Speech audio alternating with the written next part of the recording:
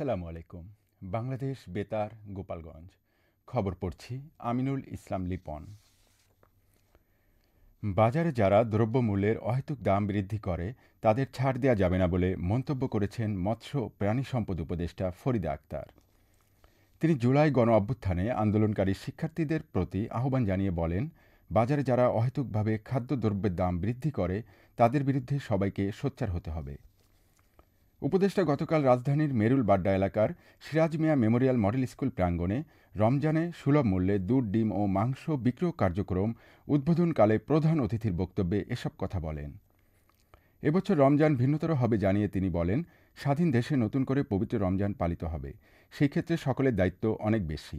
অন্তর্বর্তীকালীন সরকার হিসেবে শুধু কিছু সংস্কার হবে তা নয়, সাধারণ মানুষ যেসব কারণে কষ্ট পাচ্ছিল, বিশেষ করে দ্রব্যমূল্যের ঊর্ধ্বগতি কমিয়ে আনা। ঢাকা শহরের ২৫টি স্থানে প্রথম রমজান থেকে ২৮ রমজান পর্যন্ত সুলভ মূল্যে প্রাণীজাত পণ্য বিক্রি করা হবে। সুলভ মূল্যে এ পণ্য বিক্রির ক্ষেত্রে জুলাই বিপ্লবের সময় যেসব স্থানে সাধারণ মানুষের সক্রিয় অংশগ্রহণ বেশি ছিল সেসব স্থানকে অগ্রাধিকার প্রদান করা হয়েছে। ফরিদা আক্তার বলেন, সুলভ মূল্যে বিক্রয় কার্যক্রম ড্রেসড ব্রয়লার মাংস প্রতি কেজি ২৫০ টাকা, দুধ প্রতি লিটার ৮০ টাকা, ডিম প্রতি ডর্জন ১১৪ টাকা এবং গরুর মাংস প্রতি কেজি ৬৫০ টাকা মূল্যে বিক্রয় করা হবে। এদিকে রমজান উপলক্ষে বাজারে তেল, খেজুর ও ছোলাসহ যেসব পণ্যের সমস্যা রয়েছে আগামী ৭ দিনের মধ্যে এর সমাধান হবে বলে জানিয়েছেন বাণিজ্য উপদেষ্টা শেখ বশির উদ্দিন। তিনি গতকাল ঢাকা সাভারের হিমায়তপুরের হরিণধরা এলাকায় বাংলাদেশ বিসিক শিল্প নগরীর কেন্দ্রীয় বর্জ্য শোধনাগার সিইটিপি পরিদর্শন শেষে সাংবাদিকদের এ তথ্য জানান। শেখ বশির উদ্দিন বলেন, এবারের রমজানে বাজারে কোনো খাদ্য ঘাটতির সম্ভাবনা নেই। রমজানে সবকিছুই মজুদ রয়েছে। ধর্ম উপদেষ্টা ডক্টর আফম খালিদ হোসেন বলেছেন, ইসলামী সংস্কৃতি ও মূল্যবোধ চর্চা বিকাশে বর্তমান সরকার বহুমাত্রিক প্রকল্প হাতে নিয়েছে। সে লক্ষ্যে সারা দেশে ইসলামী মূল্যবোধ ও সংস্কৃতির চর্চা বৃদ্ধি করতে হবে। গতকাল ইসলামিক ফাউন্ডেশন আগারগাঁও মিলনায়তনে ইসলামিক ফাউন্ডেশন আয়োজিত জাতীয় শিশু কিশোর ইসলামী সাংস্কৃতিক প্রতিযোগিতা ২০২৫-এর পুরস্কার বিতরণ অনুষ্ঠানে প্রধান অতিথির বক্তব্যে তিনি একথা বলেন। দেশে বিগত সময়ে ইসলামী সংস্কৃতির চর্চাকে নেতিবাচক হিসেবে দেখা হতে উল্লেখ করে ধর্ম উপদেষ্টা বলেন, ধর্মকে কেন্দ্র করে একটি রাষ্ট্রে কোনো প্রকার বৈষম্য চলতে দেয়া যাবে না। আজকের এই শিশু কিশোরী আগামী দিনের জাতির কর্ণধর। তারাই দেশকে নেতৃত্ব দিয়ে জাতিকে এগিয়ে নিয়ে যাবে। আগামী দিনের তরুণরা এদেশের চেহারা বদলে দিবে। তিনি বলেন, সংস্কৃতির পরিধি অনেক বিস্তৃত।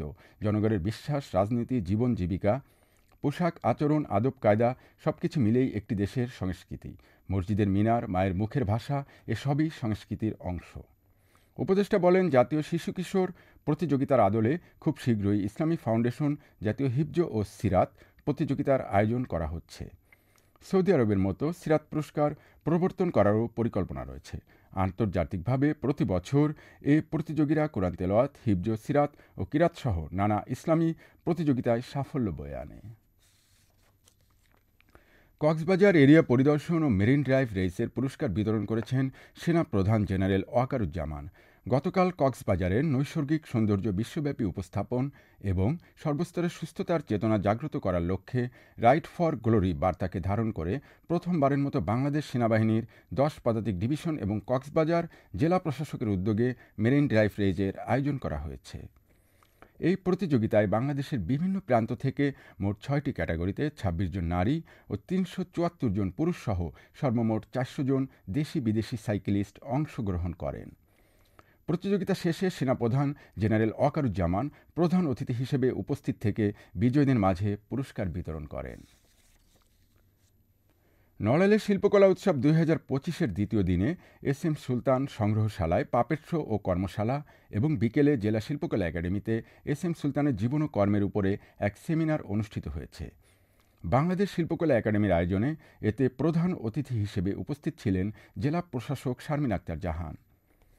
বাংলাদেশ শিল্পকলা একাডেমির চারুকলা বিভাগের পরিচালক মোস্তফা জামান, অতিরিক্ত জেলা প্রশাসক সার্বিক লিঙ্কন বিশ্বাস, অতিরিক্ত জেলা প্রশাসক শিক্ষা ও আইসিটি মোহাম্মদ আহসান মাহমুদ রাসেল, জেলা কালচারাল অফিসার মোহাম্মদ রাকিবিল বারি ও এস এম সুলতান সংগ্রহশালার কিউরেটর তন্দ্রা মুখার্জি সহ সাংস্কৃতিক ব্যক্তিবর্গ এ সময় উপস্থিত ছিলেন। গোপালগঞ্জে সৃজনশীল সাংস্কৃতিক প্রতিষ্ঠান ত্রিবেণী সঙ্গীত একাডেমির ৩৯তম প্রতিষ্ঠাবার্ষিকী বিভিন্ন কর্মসূচি পালনের মধ্য দিয়ে পালিত হয়েছে। গতকাল দিনব্যাপী এ কর্মসূচির মধ্যে ছিল ছড়া গান, দেশের গান, রবীন্দ্রসঙ্গীত ও নজরুল সঙ্গীত। বিকেলে এসব প্রতিযোগিতায় বিজয়ীদের মাঝে পুরস্কার বিতরণ করা হয় এবং পরে এক মনোজ্ঞ সাংস্কৃতিক অনুষ্ঠানের আয়োজন করা হয়। এবারে কৃষি সংবাদ।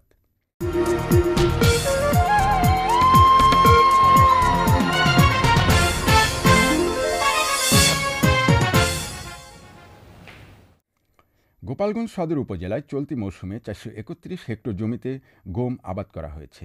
এবছর আবহাওয়া অনুকূলে থাকলে এসব জমি থেকে কৃষকরা মোট ১,৩৭৯ মেট্রিক টন গম উৎপাদন করতে পারবে বলে আশা করছে কৃষি বিভাগ।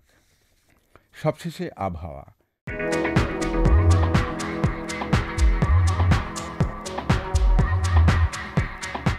আজ বেলা ১টা পর্যন্ত আবহাওয়ার পূর্বাভাসে বলা হয়েছে দেশের অভ্যন্তরীণ নদীবন্দরসমূহের জন্য কোনো সতর্কবাণী নেই এবং কোনো সংকেতও দেখাতে হবে না। খবর শেষ হলো। আমাদের পরবর্তী খবর প্রচারিত হবে সকাল ১০টা ৩০ মিনিটে বাংলায়।